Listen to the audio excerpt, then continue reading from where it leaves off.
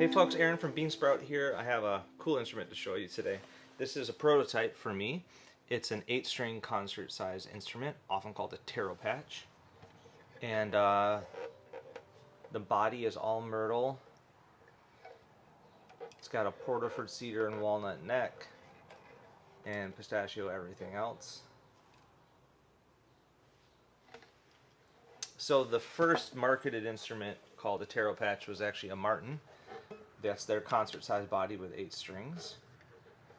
And for me, I actually chose a different body shape. I took this old ukulele soprano and I blew it up to be concert size, and that's what I chose. So I was going for something a little smaller than the Martin size Taropatch, a little lighter weight. And yeah, it's been really fun. This is a prototype. I'm hoping to make more. This one will be for sale. I might bring it to a festival this weekend. We'll see if somebody comes up with it. This is number 969 actually. Nice.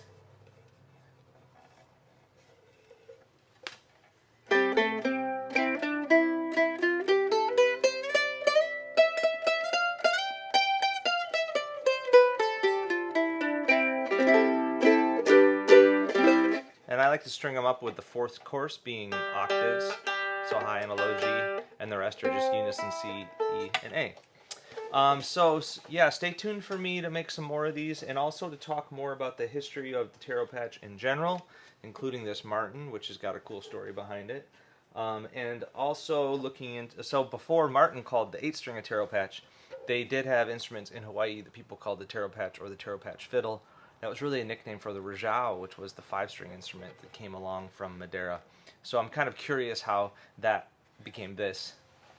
I've been looking into that this year. So if you want to follow along with my research, you can follow along on Substack. So anyway, this is a 969 prototype. I'm really enjoying playing it.